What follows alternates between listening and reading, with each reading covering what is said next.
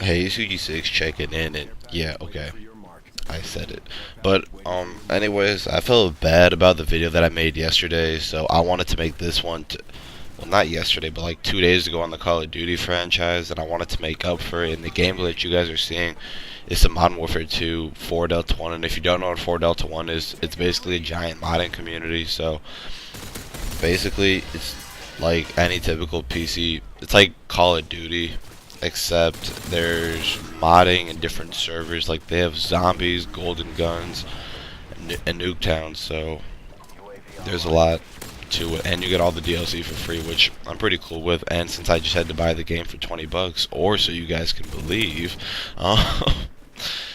it's actually pretty good because Modern Warfare 2 is my favorite Call of Duty. And with that in mind, I wanted to talk more about the Call of Duty franchise because that bullshit video I made, I actually do feel kind of bad about it. And I promised someone special to me that I would make a better video, and it's not just because of that, but I feel like I just ranted more about kids than anything, which is really a driving force behind Call of Duty and why it's so big. But yeah, let me just get into this. So, I broke this down into a few topics, and then there are subtopics. I'm going to talk about the console community, the PC community, the community itself overall, and then how the Call of Duty community could improve. Now, my words can't impact them to the point where they're actually going to change because I'm such a small YouTuber myself. It's just there's nothing I can really do with my size of a channel.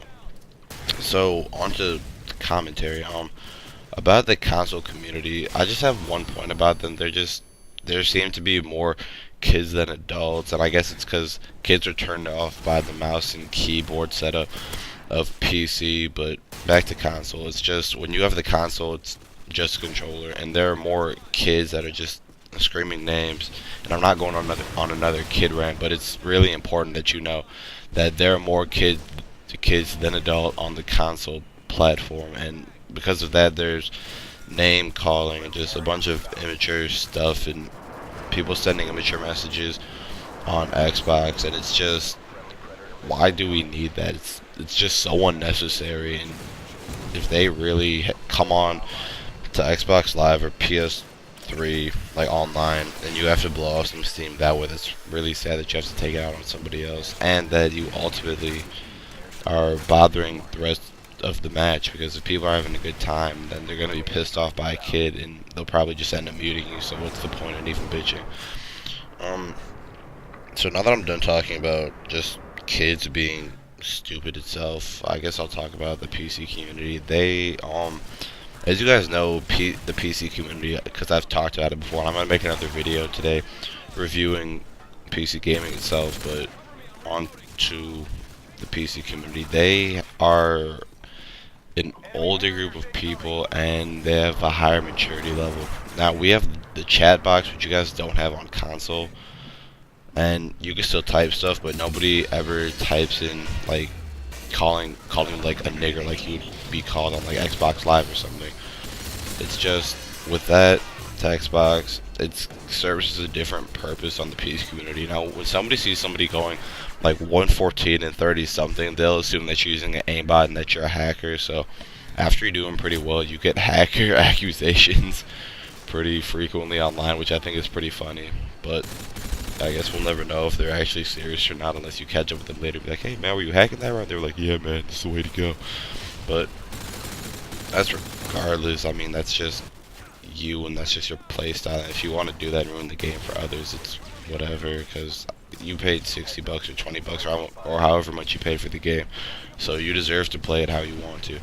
So when I said older community, like I said, you're not going to be running into as much kids like bitching into their mic with their voice changers, so I guess that's pretty nice overall. And I guess I like the PC community for Call of Duty more than the console community, because we have also modders, which give games a lot more replay value. Like, they add different stuff into the game. Like, if you're watching the gameplay right now, you're going to see a bunch of stuff that you wouldn't see in the typical Modern Warfare 2 scenario, which I think is pretty cool. And I'm probably going to keep on playing 4 Delta 1 until I get bored, or at least until I hit like a high enough prestige that I can just say, oh well, okay.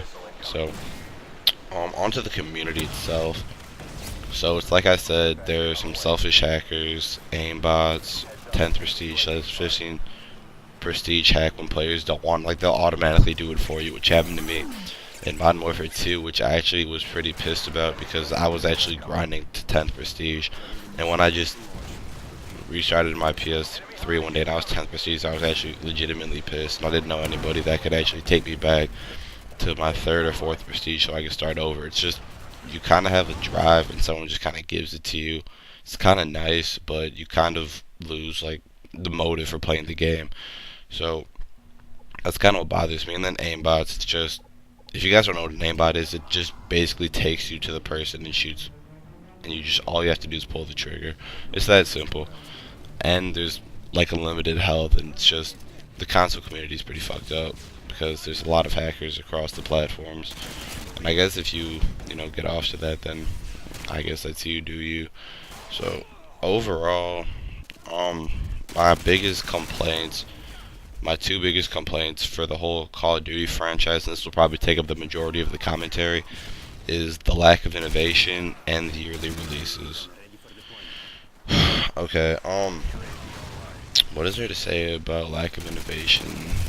Kids having lower standards. They use the same engine, the same formula of small maps or small to medium-sized maps with a fast-firing gun with flashy kill streaks equals $60 apparently. No, yes, I don't know. Same guns, like reskin with a different stats. And I wanted to also talk about and kind of bring my sort of bias into it, but I kind of contradict myself, so I'll just start out with my bias, then I'll read down. So Battlefield on the PC is a lot different than Battlefield on the console. My initial argument for this was, why would you want a game that's the same across the platforms when you know it's better on a platform? So when the next gen consoles come out, they have more space for innovation. Why would you want that and have something to look forward to instead of playing the same game across the same console? But at the same time, I contradict myself because I said it can go both ways. Because when people see, well, when a Battlefielder would see, my bad, I just lost my train of thought. But when a Battlefielder would see a PC player and then he sees a console player, they get salty and they're just like, wow, why can't we have that?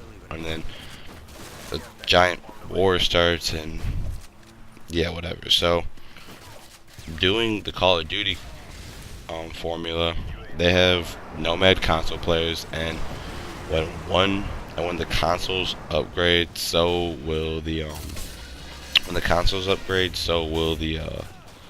graphics and probably the player count. Now ultimately, now that Call of Duty Ghosts is coming out, it's going to be upgrading across the platforms, and I think the only difference that they have, which will not impact Call of Duty that much, is on the PC you just have better graphics. I mean, that's at least to be expected. Better graphics, and the multiplayer is slightly better. There's better hit detection because you're on an actual server instead of connecting peer-to-peer. So yeah, back to the rest of those little topics that I was going to talk about. When the kids that are mainly the driving force behind the Call of Duty franchise, when they have such low standards and they don't expect like the best for themselves, then they just default to the mind that, oh, this game is good because of X, Y, and Z, and those reasons tend to be really weak, and it just turns you, like a typical viewer, it would probably turn us off, but to the kids, to the millions of kids that buy the game yearly, then, well, their parents clearly just buy it for them, and they just assume that, oh my god, there's a new kill streak, or there's like a new gun, I need to have it. And yeah, one thing leads to the next. I was going to talk about zombies, but I might do that later because, well, actually, no, I'll just do it right now. Zombies is actually a reason that most people buy the game, because it's like a survival horror mode that a lot of FPSs don't have, and I would say that it almost saved the COD community this time around. But, now that we're on the horizon of Call of Duty Ghosts, all the points that I have are kind of, they might be like negated, but I don't know. So back to what I was saying.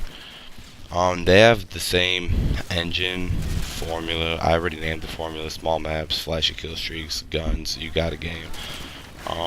And then I was going to talk about how they haven't changed the engine since Call of Duty Modern Warfare the original. About that, it's just kind of, you know, we could use an upgrade sooner or later, but I guess now that Call of Duty Ghosts, I don't know what it's called, whatever, I'm not looking forward to it, but yeah. So, well, actually, it's kind of a lie. I'll leave that to the end of the commentary. So, I already talked about the kids having lower standards. The same engine hasn't changed for like ever. The formula, the same guns, really, it's nothing special. And then the yearly releases. Now, I decided to add this topic in because people say apparently that Call of Duty cares about their franchise or their game because they patch it and they release a DLC. Okay, now let's take this back for a second. The fact that they release DLC doesn't mean that they necessarily care about you. Because think about what ends up happening at the end of the day. Big companies are making even more money from you buying maps and apparently a gun for X amount of money, and that's just them bringing in more money. I mean, I don't see how that's really a valid argument that, oh, they care about us because they release DLC, but at the end of the day, you're buying more of the game to unlock that's already on the disc. So I don't really see how that's a liable argument, but that's whatever. So I mean, that's really it, though. I mean, it's just the yearly releases, and it's like it's bullshit. I mean, how would they expect you to actually care? How would they expect? Okay, no. How would we? How should we come to the conclusion that they actually care about us when they're not even thinking about that game? When they release Call of Duty Black Ops 2, they care about it for the first 3 or 4 months. Then they're on to the next Call of Duty, and there's another group of people working on it during the next 3 or 4 months. Wouldn't the right amount make us think that we would actually want to believe that they care about this game when they know that next fall they're going to be bringing in another couple millions of dollars from one game that's probably going to be shittily put together? I mean, these games haven't changed for the longest time, and this is probably already starting an argument in the C.O.D franchise if this video gets actually out there. So yeah, that's about some of the reasons, or most of the reasons, why I don't really like the Call of Duty franchise. It really doesn't change. There are too many kids, selfish hackers, and the yearly releases. Now, one reason that I think the COD community could end up improving itself is because, well, I think that they can improve themselves by ending the yearly releases. Now, any COD or typical Call of Duty player would be like, oh my god, no, I like having games every year to play and look forward to. Bullshit.